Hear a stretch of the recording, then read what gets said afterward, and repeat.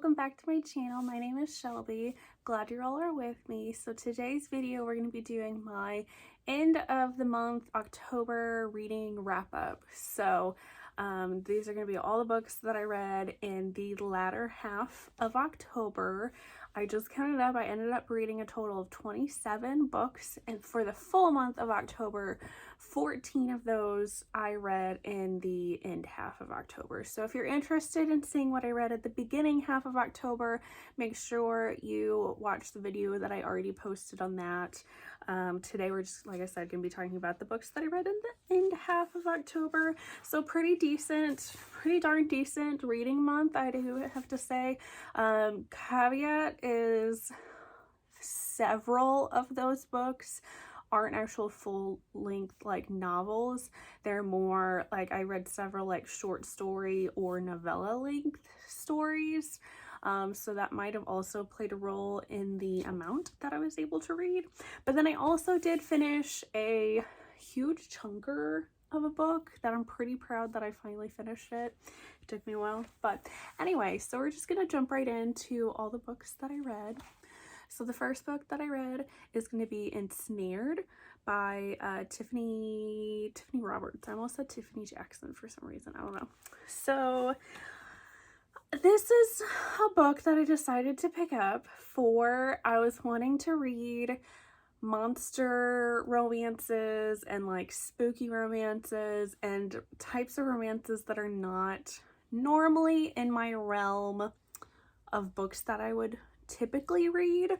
And this one was definitely one that, had I not watched some videos, specifically Jen's video where she talked about this book, I probably would have just continued to skip it and not picked it up. But I'm really glad that I did pick it up. So this is a story, this is an alien romance, this is sci-fi. This is a story about our hero is a guy, and he is part of this alien race that is like spider-like, which like you can see on the cover, he looks like a spider but also somewhat humanoid, sort of. So he has some problems with his like group that he's with. Like the queen wants him to be her maid or something, but he like despises her because she's terrible, and he like goes out and he is like a hunter for his group of people. And while he is out hunting, he stumbles across this spaceship, which he doesn't know that's what it is, because he's never heard of like space travel. His people don't have any idea what that is. So he stumbles across this spaceship and he's like searching in it, kind of like, because it's weird looking, and he finds this girl, and she looks like she's like dead. Like there's a lot of people that look like they're dead, but he accidentally like wakes her up. He doesn't know that she was sleeping, and somehow he ends up waking her up, and then he has to try to protect her out in this wilderness jungle kind of thing, and in doing so they start to form a relationship. So I ended up giving this one 4 stars. I was very pleasantly surprised by how much I enjoyed this book. The beginning bit of it, like the very beginning bit, right before he ends up finding the spaceship, that took a little bit of getting through. It didn't really capture my attention, but it's only maybe like 20 or so pages, and then it gets to the rest of the story, and that's what I was most interested in. It's a pretty like typical alien story because it reminds me a lot of Ruby Dixon. So as you all know, I've been trying to read like the whole of Ruby Dixon's like backlog, and her stories are pretty similar to this, where there's a language barrier. So the hero and the heroine speak different languages, so they don't understand each other, so they have to try to learn each other's languages so that they can try to communicate and help each other and survive. And I feel like that might be like a new favorite trope of mine. I didn't realize that I like that trope, but since it popped up in this, I just found myself really enjoying that. So that was great. This does feature monster sex, because the spider guy and the girl do end up having sex, which was, I mean, that bit was weird, but it wasn't like terrible. Like, it wasn't as weird as I was expecting it to be. It was mostly like very sweet. This is a very sweet story with how caring he is towards the heroine, and I really enjoyed that. Next up, I read Headless by Avita Weiss. This is a paranormal short story romance something. I don't know. It's like 15 pages. I couldn't tell you anything that happened or what this was about. I gave this 2 stars. I know this is supposed to be about the Headless Horseman having a like menage romance with another guy and a girl, but I didn't get like any of that from the story, or very little of that from the story. I just didn't care. The author's writing style made it way too flowery, and I couldn't figure out what the hell was going on, and I just did not care for this. I think it's a really cool premise. I just wish the author had written this in a different way. Yeah, so there's that one. Then I read Totally Spooked by Zoe Indiana, and this is part of a series, I think, and this is another like novella length kind of story. It's longer than the Headless one, but it's still pretty short. I gave this one 3 stars. This one was pretty good. I enjoyed it while I read it, but I don't remember everything that happened in it. All I remember is this is basically this werewolf guy, and he hasn't found his mate, and he really wants to. So his friend decides, like, interests him. He decides to go on this like speed dating kind of thing that's set up specifically for shifters. And all these women are human, but they know that these men that are becoming in are shifters and that they're looking for their mate. So he goes to this just to kind of see how it is, see if he finds his mate, and he ends up finding her. And that's all I remember. I remember it was really cute, and it did have some steaminess to it, but not a lot more that I can remember for him. So it gets 3 stars. Okay. Then I was feeling in a like vampire kind of mood, so I decided to read, and I'm probably going to butcher this because I can't say words correctly. Sanguine, however you say this, by Sierra Simone. So this is a paranormal romance, another novella. I was just in the mood for short little stories. This one was so good. This is about a vampire and a vampire hunter, and this vampire is just kind of hanging out at his house, and he gets a knock on this door, and it's this vampire hunter, and the vampire hunter's there because not to kill the vampire. He had seen him, the vampire hunter guy had seen the vampire like the other night or a couple nights ago, drinking from a guy, and then also like sort of having sex with this guy, and this guy, the vampire hunter's just like was totally turned on by this, and so he is there because he wants to experience that and have sex with this super duper sexy vampire guy. And this is just such a good time. It was super quick read, very steamy, as any of Sierra Simone's books are. I gave this 5 stars. I really enjoyed this one. Okay, the next 3 I'm going to kind of talk about kind of all together because they are part of a series. So I read the Serpent and Dove series. So I have Serpent and Dove, which is the first one, then Blood and Honey, which is the second one, and then I don't have Gods and Monsters, which is the third one. But like, it's hard for me to talk about a series sometimes, I feel like, without spoiling things for the rest of the series. So it's just hard to do. But this is a YA fantasy book. If you don't know, this is basically about a witch, and she gets into some trouble, and she ends up having to get married to a witch hunter to try to like protect herself. And then all of the stuff that kind of the ramifications of that, of her being married to this guy, they're mortal enemies. He doesn't know that she's a witch, and just everything that happens from there. So, like I said, this is a YA fantasy series. I've heard some people say this is more along the lines of like new adult, but I really disagree. I think there are some there's like a sex scene in here, but I personally would consider it still YA, just from how, because it's not, I don't know, I just don't think it's steamy enough, and there's not enough stuff talked about during the scene for it to be considered new adult.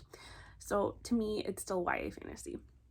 So I decided to read this because I had read this one a long time ago, and then I just never continued on with the series, and I did enjoy this one, and I thought this would be perfect for October, just to finish the rest of the series. So this book I ended up giving 4 stars.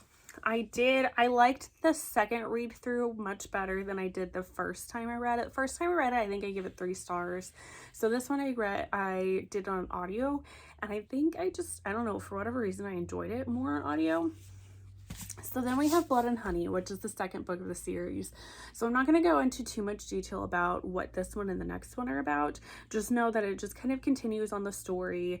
There's a witch who is deemed like the big bad of the story. So in this one, our band of people that kind of formed like friendships or whatnot in the first one are just setting off to try to form alliances with other groups of people to try to take down the big bad.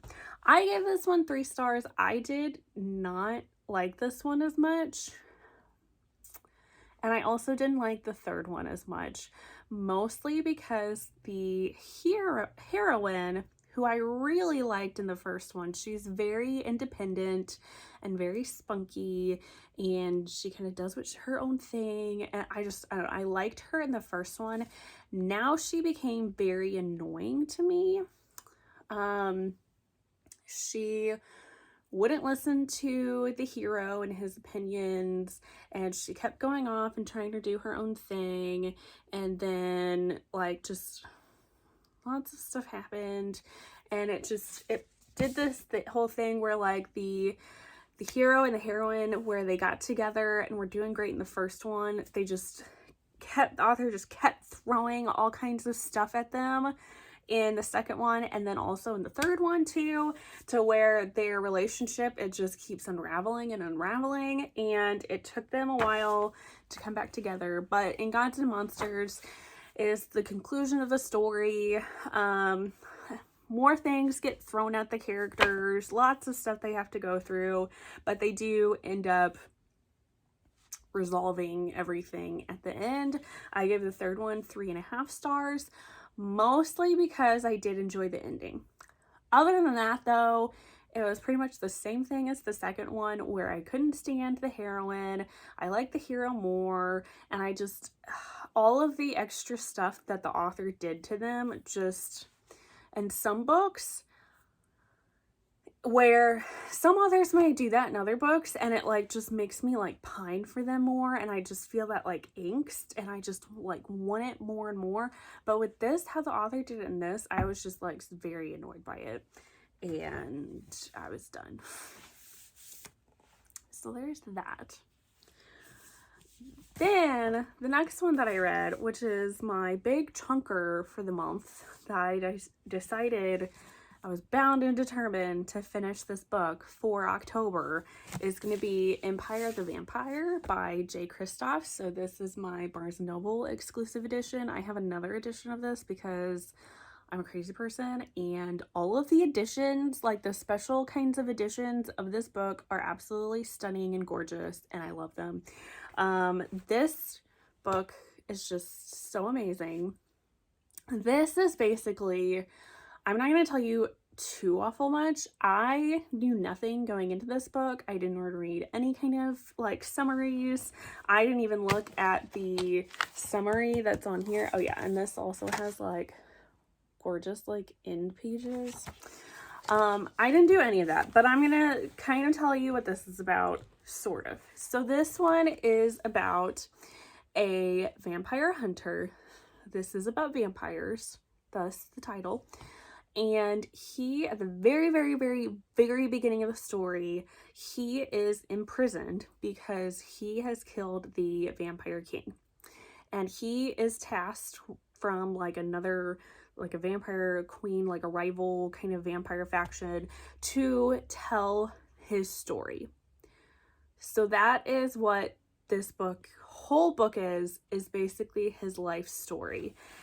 And that's all you need to know. You don't need to know anything else. Just go and read this. I gave this 5 stars. I loved this so much. The whole bit about him like telling his story reminded me a lot of Anne Rice's Interview with a Vampire. If you've ever read that, this reminds me so much of it, just how the story is laid out and told. Whereas in Anne Rice's novel, it's a vampire telling his story. This one, it is the vampire hunter who is telling his story, and it's so good.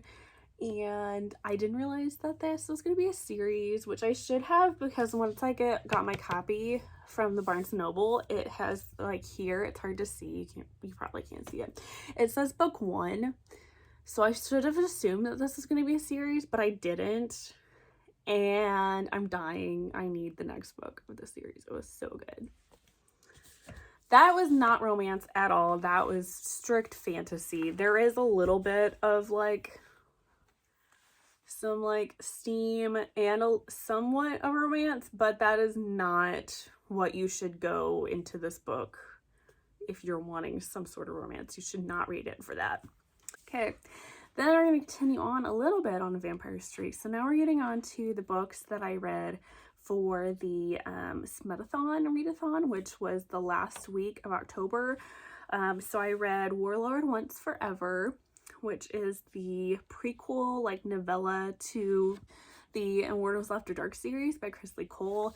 I haven't read the Immortals After Dark series, even though I hear tons of people talking about it. I should have read it before now, but I just hadn't gone around to it.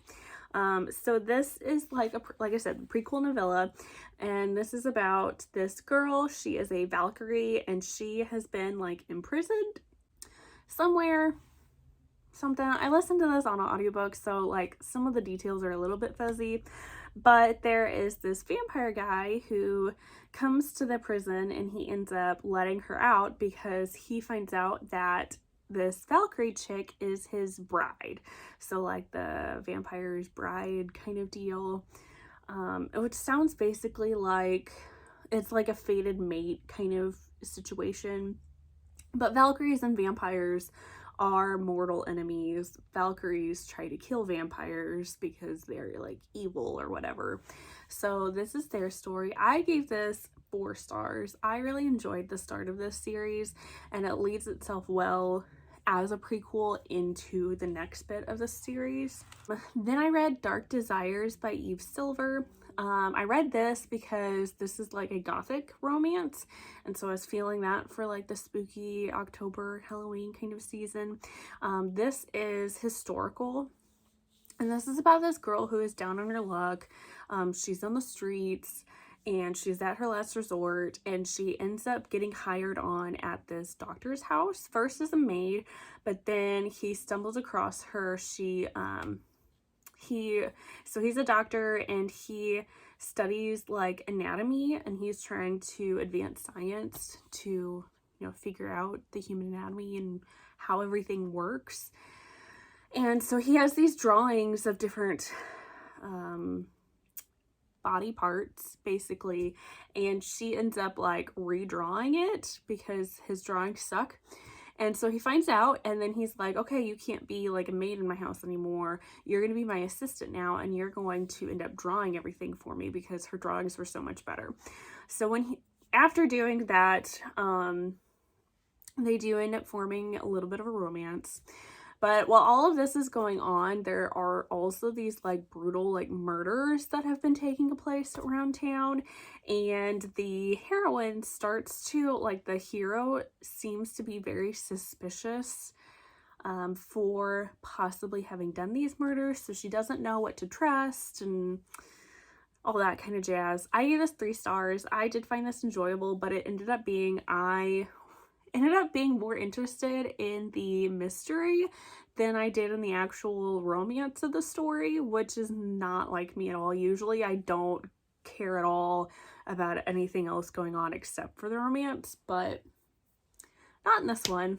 Then I read Jack, a Halloween monster erotica by Layla Faye. This is a novella again, and this I read specifically because this was a Halloween erotic romance.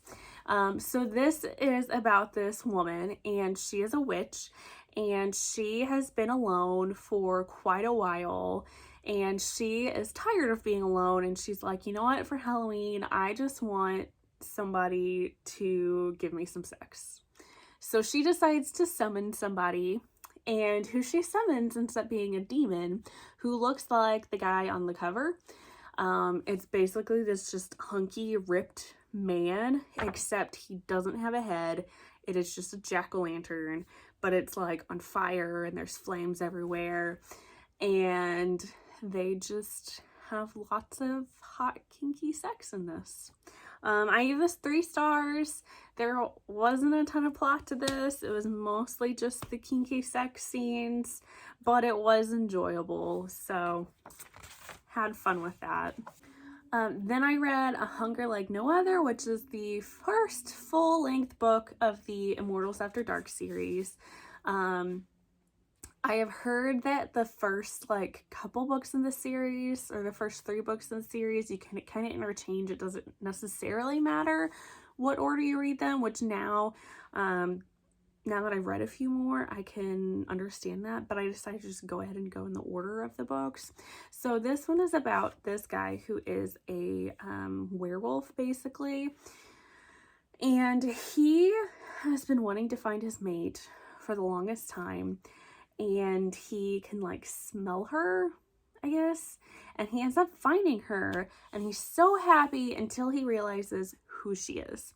So he finds out that his mate is a half Valkyrie, half vampire woman, which he doesn't realize that she's the Valkyrie half of her. He just realizes that she is part vampire, which werewolves and vampires do not get along whatsoever. And so he's like, great. Why? He's like, why, universe? Why would you do this to me, that my mate is going to be this vampire? So he's a little upset, but then he's also kind of like, you know what? She's my mate. I'm going to make the most of this. And then he ends up kidnapping her and, trying to have sexy times with her. I gave this 3.5 stars. I did enjoy this. I think this probably could have been a 4-star read had the hero not done certain things.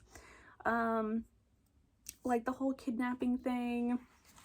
There's some other things he does that is kind of forcing himself on the heroine, which I did not care for. But other than that, I did really enjoy this book. Then I read Wolfgang Wild, which is the first book in the Stay a Spell series by Juliet Cross. This one is another werewolf kind of story. So this is about this guy, and he thinks that he has been cursed because he cannot shift. When there's a full moon, he's supposed to shift into his wolf form, and he has not been able to do that for 3 months. So he decides to seek out a witch who is known as the best hex breaker around, to help him try to break this hex so that he can shift. And in this world, the witches and werewolves, they don't really necessarily trust each other, but she's kind of willing to help him because things. So then they also start to spend a little bit more time together, because even though he can't shift, he can still hear his inner wolf. So it's kind of funny because he has these dialogues with his inner wolf, where his wolf, when the wolf sees her, and he thinks that she's attractive. He's like, oh yeah, baby. And then the hero's like, shut up, that's not cool, you can't say that. Like, it's very funny, and I quite enjoyed it. But anyway, so he decides he wants to try to spend more time with her outside of them just trying to break his hex, because being around her helps to calm his inner wolf. So because he hasn't been able to shift, he is much more volatile, if you could say, and temperamental, and any little thing like sets him off, whereas around her he is much calmer and everything's like peachy keen. So they end up becoming friends while they're trying to break the hex, and then, you know, things end up forming into a romance. So this was really cute. I gave this 4 stars. I thoroughly enjoyed this. This had the like sweetest alpha type hero that I've read in a book, which was kind of nice, and I really enjoyed that. So I would like to continue on with this series, but I just haven't yet, so we'll see. And then the last book that I read for the month of October is going to be When She Belongs by Ruby Dixon, which this is the 4th book of the Ristiverse series. I read the first 3 of this series back in like January, when I was like wanting to read some alien romance, because like I said, Ruby Dixon's just a great easy go-to person when you're wanting to read some alien romance. So this is a spin-off of her series, different like alien series, and this one is about this girl, and she has been traveling with these pirates, which you meet in her Corsair series. And then I think she's also now getting like, has a series for the guys that this heroine was with, like a separate spin-off series. Like, there's so many series. Anyway, so she's traveling with these pirate guys, and I can't remember, they run into like some trouble or something, and they have to lay low for a little bit. I don't know if they like stole something that they're trying to hide. I can't remember the exact situation, but they ended up having to go to this asteroid where they drop off her, and at this asteroid is where this alien guy lives, and he is a sock alien, which is basically the big blue aliens that are in literally like all of Ruby Dixon's alien series. But he has some like cybernetic parts because he was in a war and he got badly injured from that war, and he was tortured during that war.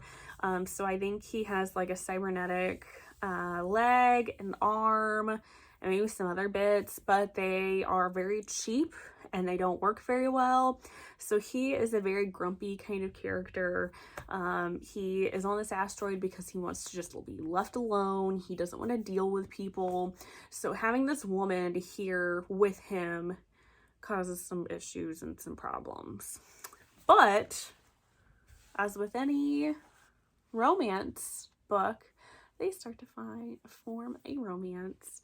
And they start to understand each other. And then also she has a background because she is a human in this alien kind of world. And in any way that humans are there is because they were stolen illegally.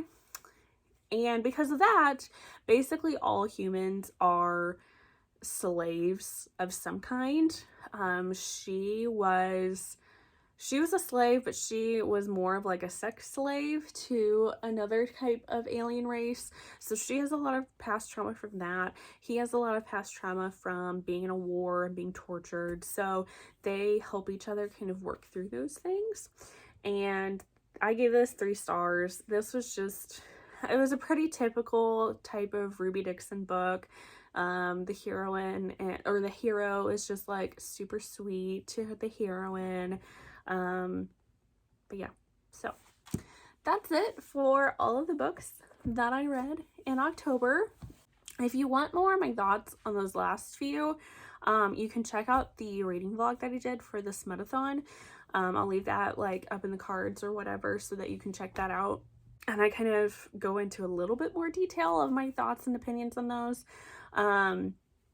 I did also start another book on that readathon, but that one I didn't finish in October, so it's not going to count for the books that I read in October. That, if you're interested, that's going to be Cupid Psycho, which I talked about in that vlog. That'll go up on my November mid-month wrap-up because I finished it in November. But anyway, so like I said, that's going to be it for this video. If you enjoyed this video, make sure you hit the thumbs up button. And if you haven't subscribed, make sure you hit that subscribe button. It helps me out a lot and I appreciate it. And then otherwise, I look forward to seeing you all in the next one. Bye guys!